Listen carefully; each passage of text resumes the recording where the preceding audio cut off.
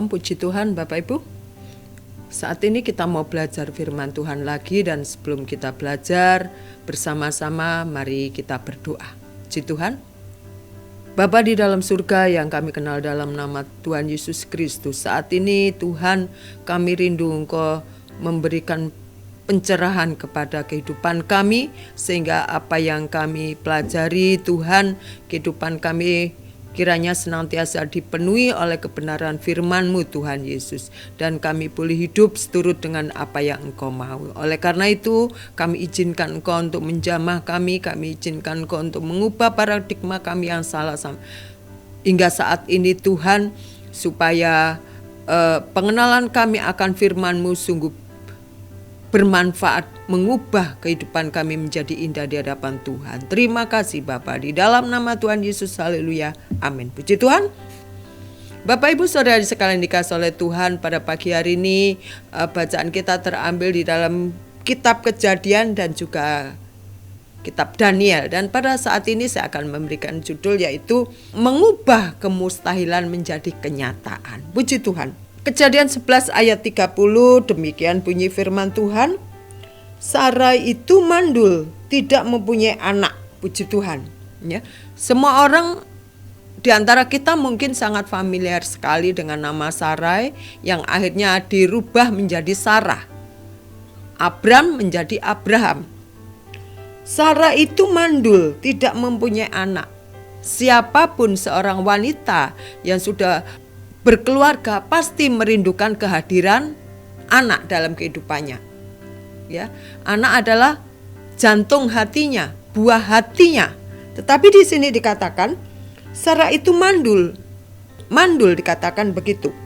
Kenyataan itu yang dihadapi oleh Sarai dan Abram, hingga akhirnya Sarai menyarankan kepada Abram untuk mengambil gundiknya, yaitu Hagar.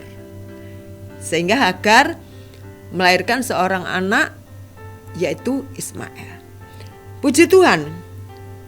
Di dalam pasal 12 ayat yang pertama kitab Kejadian, firman Tuhan berkata, berfirmanlah Tuhan kepada Abram, pergilah dan dari negerimu dan dari sanak saudaramu dan dari rumah bapamu ke negeri yang akan kutunjukkan kepadamu. Ya. Abram dan Sarah diharapkan diperintahkan oleh Tuhan untuk keluar dari rumah. Ayat yang ke-7. Ketika itu Tuhan menampakkan diri kepada Abram dan berfirman, aku memberikan negeri ini kepada keturunanmu. Padahal waktu itu Sarai belum mengandung. Pasal 13 ayat yang ke-6. Tetapi negeri itu tidak cukup luas bagi mereka untuk diam bersama-sama, sebab harta milik mereka amat banyak, sehingga mereka tidak dapat diam bersama-sama. Melompat ayat yang ke-8. Maka berkatalah Abram kepada Lot, janganlah kiranya ada perkelahian antara aku dan engkau. Ya, puji Tuhan. Bapak Ibu Saudara yang dikasihi oleh Tuhan, janji Tuhan itu tidak pernah gagal. Janji Tuhan itu tidak pernah berubah. Di dalam Kejadian 15 ayat yang ketiga, Bapak Ibu, lalu kata Abram, engkau tidak memberikan kepadaku keturunan. Maksudnya kepada Tuhan disampaikan, sehingga seorang hambaku nanti menjadi ahli warisku. Karena Tuhan kan sudah berjanji, ya, akan menjadikan keturunan Abram itu sebanyak bintang di langit, seperti pasir di laut. Tetapi Abram mengatakan, engkau tidak memberikan kepadaku keturunan. Ya, seakan benarkah yang dikatakan Tuhan itu akan terjawab. Ayat yang ke-7, lagi firman Tuhan kepadanya, akulah Tuhan yang membawa engkau keluar dari Ur Kasdim untuk memberikan negeri ini kepadamu menjadi milikku. Seakan-akan Tuhan tuh memberikan suatu kepastian, ya, kepada Abram, aku ini yang membawa engkau keluar dari keluargamu, pastinya aku akan bertanggung jawab.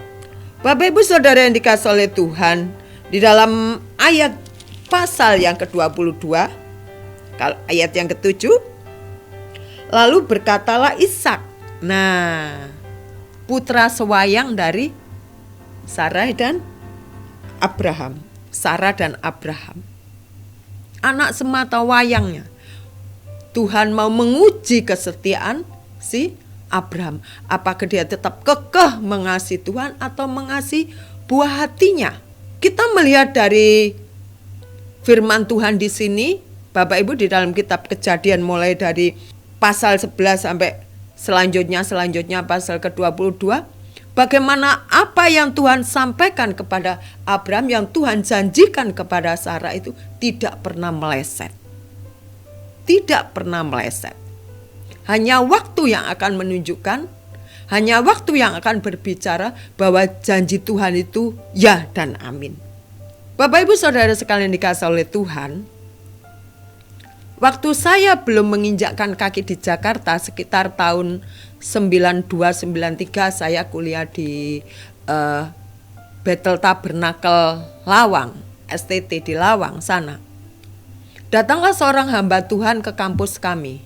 Hamba Tuhan ini meminta kepada salah satu di antara kami, waktu itu saya masih semester 2 kalau tidak salah, semester 2, dikumpulkan ya, dengan jumlah mahasiswa tidak terlalu banyak, 139 berkumpul di aula.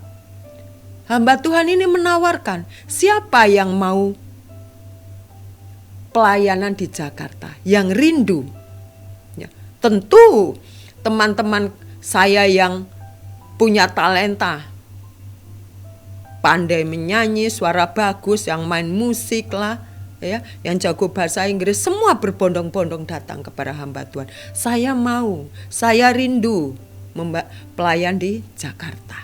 Setelah bubar ya, hamba Tuhan tuh masih tinggal di tempat kami. Kebetulan di daerah bawah begitu disiapkan nebo ya, suatu kamar untuk para tamu. Dalam hati kecil saya juga ingin di Jakarta. Tapi saya bukan orang pandai, tidak bisa bahasa Inggris, menyanyi juga waktu itu masih takut-takut karena saya orang pertobatan. Takut, tapi saya namanya ingin, saya datangi sendiri hamba Tuhan. Saya berkata, Pak, saya juga ingin ke Jakarta. Di luar dugaan saya. Hamba Tuhan berkata, oh sudah cukup. Yang saya butuhkan bisa bahasa Inggris. Oh ya, teman-teman saya bertanya, kamu tadi daftar ya? Karena saya malu, saya bilang, oh enggak, saya cuma tanya. Nah, puji Tuhan, dengan berjalannya waktu, sampai saya selesai kuliah pun, ya, sampai saya sudah pelayanan dan akhirnya saya harus menjadi seorang guru SD di kampung saya, maka datang kesempatan itu diberikan Tuhan kepada saya. Dan akhirnya saya ada di tempat ini, di JSS, berjumpa dengan Bapak Ibu Saudara sekalian bersama-sama melayani Tuhan. Terkadang pikiran saya juga ingat bagaimana saya dulu menggebu-gebu ingin pelayanan di Jakarta. Bagi saya sulit untuk saya berada di Jakarta dengan apa yang saya miliki. Tetapi Tuhan yang kita sembah, Tuhan yang kita layani, Tuhan yang kita percaya itu adalah Tuhan yang hidup. Amin Bapak Ibu. Seakan-akan itu gak mungkin, seakan-akan itu mustahil. Tapi ketidakmungkinan, tapi kemustahilan bagi kita diubah oleh Tuhan menjadi kenyataan. Ada banyak kesaksian Bapak Ibu Saudara sekalian yang dialami. Amin. Ada banyak. Dan saya percaya setiap kita pernah mengalami apa yang tidak mungkin menjadi mungkin. Tuhan yang mengubah suatu kemustahilan bagi kita menjadi kenyataan yang kita hadapi saat ini. Bapak Ibu Saudara yang dikasihi oleh Tuhan, bagaimana Abraham beserta Sarah ini mempunyai seorang putra Ishak. Tuhan menguji kesetiaannya. Dan itu dilakukan oleh Abraham untuk mempersembahkan putranya kepada Tuhan. Dan Tuhan mengganti dengan seekor lembu.